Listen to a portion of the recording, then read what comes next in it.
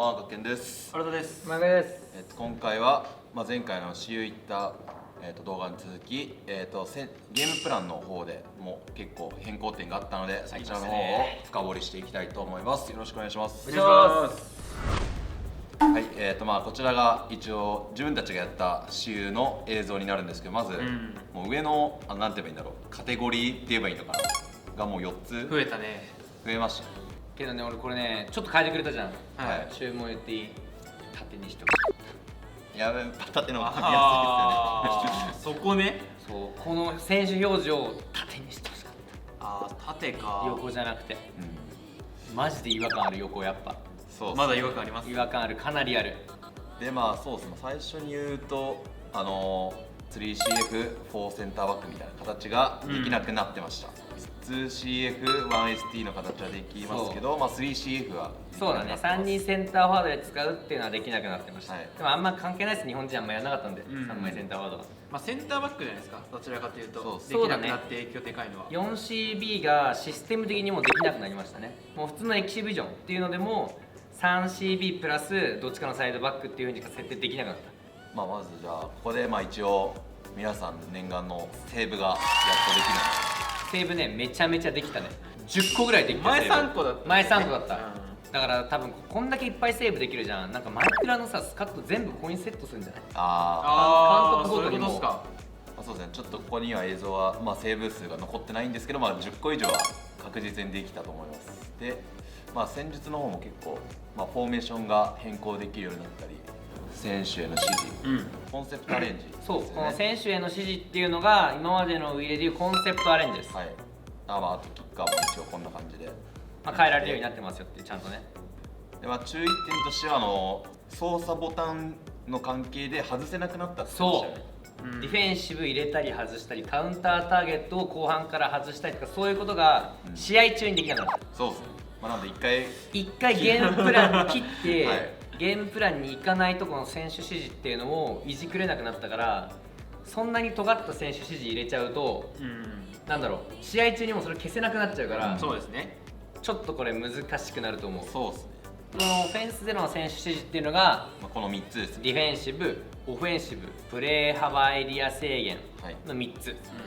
の、でこれディフェンシブっていうのは今だとみんなが知ってるやつ。ディフェンシブプレー幅は知ってますね。でプレー幅っていうのははっついてくれる、そのポジションから横移動を減らしてくれる、でこのオフェンシブね、俺最初、レバンドフスキとかロナウドに入れて、もっと深い位置で張らせたかったの、できなかった。できなかったです選択できないっていう。あれだよね、これだからなんだろうな、冨安とかさ、攻守レベルをいじくらないまんまディフェンスの選手を高い位置に残すみたいな、そうですね、そういうのができますよっていう。だからピケとかアラウコとか、ただそれ試合から前半から入れといたら変えられないわけじゃん試合中に。そうですね、大問題だよね。だから後半さ、そのセンターバックとか上げて点取りたいってなった時にオフェンシブ入れるじゃん、ピケとかに点取るじゃん。点取った後ゲームプラン入らないとその試合中ずっと上がりっぱいになっちゃうからかなり使い方難しい。ディフェンシブはこんな感じになってます。ハードマーク、マンマーク、カウンターターゲット、ラインダウン、ラインダウンが追加されたやつかな。ハードマークとマンマークって何が違うんですか？コンセプトアレンジではなかったですけど、2021の時のマーク設定みたいな感じで、そうだね、マーク設定の動きをしてくれる感じが。俺使ったことねえんだよ、マーク設定って。俺も使ったことないから正直わかんない。ぐちゃぐちゃになるだけだから相手によっては、正直ハードマークとかマンマークとかいらないぐらいプレスめっちゃ速いから、そうですね、正直入れる意味がわからないわざわざって感じですけど、一応ハードマークとかマンマークもありますよっていう感じで、そうですね。でカウンターターゲット、これは俺もう癖で入れちゃってたわ。ただ点取ってさ、もうカウンターターゲットいらないよってなった時も、またこれゲームプランいかないとカウンターターゲット外せないから、そこはまたちょっと考えなきゃいけないのかなってなりますね。次がラインダウンっていう、俺一回使ったんだけど、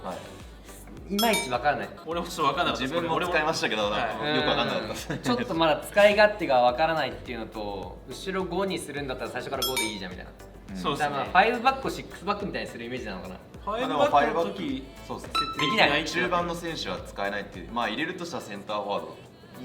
感じですかね、5バックだと。ちょっとテクイだろうな、これは。守備固めだよね、でもやるんなら。そうですね。公式レベルって別にいじれるもんね。いじれる試合中にいじれなかったらちょっと重要ありそうでしたけどそうね。攻守レベルが結局守り時は下げればいいし、まあそうですね攻め時は正直さっきの攻撃のところでも話したピケ上げるとかさ、はいあんなのも攻守レベル全上げにすれば上がってくるじゃんそうなんですよね。それさっきだから言おうと思ってました。意外に間に合ってるんだよね間に合ってるっちゃ多分コナミの人もよく分かってる結局これしか使わないでしょっていうでこっから追加していけばいいと思うなんか新しいものをどんどんそうっすねアップデートそうですねとかでできるんだったら、あとこの星のやつちょ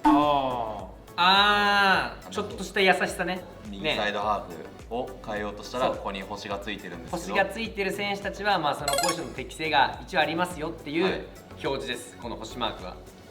じゃあまあフォメですかね。じゃあまあちょっとゲーム性も若干変わってたと思うんで、そうだねフォーメーションの話をしますか少しそうっす。まあなんか最初サイドアタックで433でサイドアタックで、まあ、結構サイドから攻めてたんですけど、まあなんか単純にやっぱゲーム性が前より結構守備が強くなって、まあそのドリブルとかができなくなっちゃったんでサイドアタックのウィングがちょっとまあ前のバージョンと比べたら弱くなった感じはちょっとありますね。サイドチェンジとかよくする人とかいるじゃだないです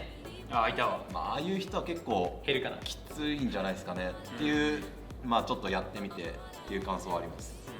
どう新たな442とか俺442やんなかったからさまあ442も433も結局サイドがいるわけじゃないですか。だから別にそこでなんか前みたいに優位性作れるかって言ったらそうでもなかったのそうでもなかったよねで、まあ結局431とかそういう方面になっちゃうんじゃないかなって今は俺思ってますけどね。そこまでドリブルが封じられちゃったら、まあそうまずねドリブルがめっちゃ難しいっていうのはそうですねねまあプレーの映像見てくれたら分かると思うんだけどウイールやってた人からしたらまあそんな変わんないかもしれないですけど、イーフトやってた人は結構むずくなってる気はします。そうだねイーフトをめちゃめちゃやってた人からするとドリブルはもうほぼ死にましたね、うんウイレやってた人たちからしても多分ね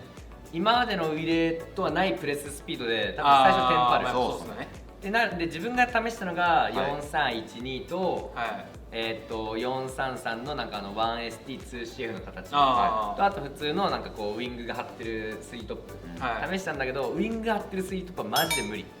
もうちょっとはいそこに入れて何もできないディフェンスの優位性が高すぎて、うんそこで孤立してると時間が作れないウィングの位置で、はいはいはいでウィングの位置で時間作れないんだったら基本いらない多分でそのそうです1試合目はウィングありだったんだけどうん次の試合は4312中盤ダイヤモンドにして2トップでみたいなのやったんだけど、まあ、そっちのがもうはるかにやりやすいでパスがずれないのよあんまりはいはいはいずれなかったっすね。パスがずれないから結構近い距離でのこう短いショートパスみたいなのが結構できちゃうはいはいそうですね。だからそうなってくると基本的にはまあ 1ST2CM も試したんだけど基本的には真ん中寄ってるフォーメばっかになりそうそうっすじゃあまたウイイレに戻ると。またウイレに戻ります逆に言えばサイドハーフとかうまく使える人出てきたら結構すごいと思うそれはすごいっすね。サイドハーフ使うんだったら俺多分3バックにするわ、はい352とかなんかウイングバック気味のサイドハーフの使い方しか今んとこちょっと見えない4312とか43124231とか442のサイドハーフはちょっとなんかそこで孤立しまくるそう孤立した時にしかも何もできないんです。もう孤立した瞬間罪なんでそうですね。だからね今まで2人で言ったサイドアタックにして浮いた選手にサイドチェンジしてとか言うんだけど、サイドチェンジされた先で何もされないんだよねはいあと割とチーム全体でちゃんとプレスガーって言ってくれるからその選手に対して、はい。サイドチェンジをそんなに数多くしたところで相手の陣形が崩れないし受けた人がかなりきついきつそういね。かなりきつい。そっちで数的優位作れてないときついからちょっと中央になりそう正直そうっすねインパクトクロス次第だと思うああれがめちゃめちゃ強いんだったら、そうですねサイドにで数的優位作って、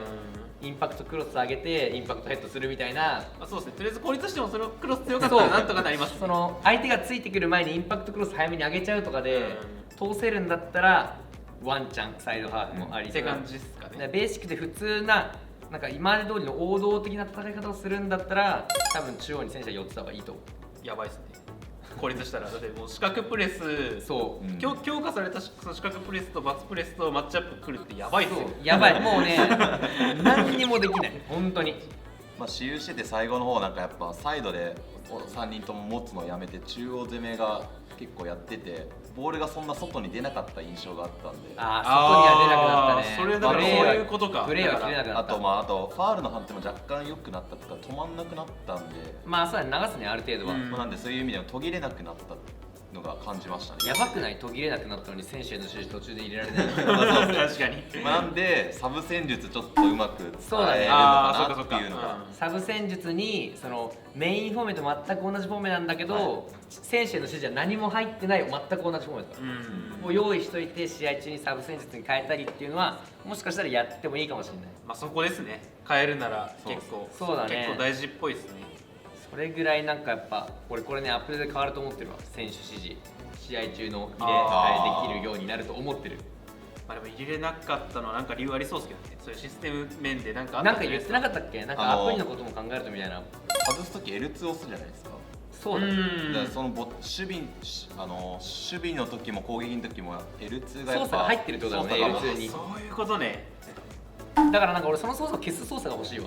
あ一回タッチパッドを触ってからだったら L2 がそのゲームプランの方にいじれるとか、ああはいゲームプランはいの方にっていうかその選手指示の方触れるとか、ここは俺いじれた方がいいかなっていうちょっと気はするけどね、まあそう試合中に。そうまあいじれたら一番いいですけどね。まあサブ戦術うまく使えってことだろうね。まあ強いフォーメ何ですかって聞かれたら俺はもうとりあえず前3人、うん後ろ3とか4とか5とかいろいろあるかもしれないけどとりあえず前3、俺はああ前3でハイプレ前さんハイプレー、前3ハイプレーショートカウンターでもうどんどんはめ込んで取るみたいなうんのがいいのかなっていう。それぐらい引かれたら何もできない。そうですね。うん敵に撤退されたらもう何もできないから引かれる前に何とかするのが大事かなっていう、それこそでもそれで言ったら相手が強かったら5バックにするのもありなんですか？いやありだと思う。ん5バックなんなら541とかでいいんじゃない？相手強かったら、うん541。でもマジで崩せないですよ。マジで崩せないいや本当に。俺が今までやってきたサッカーゲームの中でナンバーワン守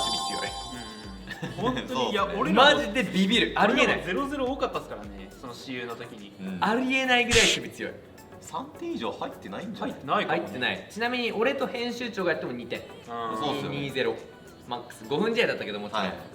やでも前ね5分ハーフでも下手したらまあもう7ぐらいいいいってる人だったら5時ありましたよ分試合多分7点あったからね。まあ1回ぐらはいいそうですね、オフラインやってて。なんか本当ね最近のなんかねこうあんまできない人たちに優しくみたいなのがちょっと感じ取れるこれまあでもやっぱ守備強化したらそうなっちゃうんですよね。でもそうなっちゃう正直まあとりあえずね守備ってめちゃめちゃ強いですよ。はい。まあそこをねとりあえずだからそれありきで褒め考えていいと思う、うんだからなんならもうね244とか、まあ、うん、334とかうんでもなんとかなっちゃうかもしれないもしかしたら。まあそのぐらい守備でもう取れちゃうそれぐらいボール取れる。っていう感じですかね。というわけで、今回は、戦術面で変更点と、強いフォメ等を話していきました。この動画を見て気に入ってくださった方いましたらチャンネル登録高評価よろしくお願いします。今回は以上となります。ご視聴ありがとうございました。ありがとうございました。よいしょ。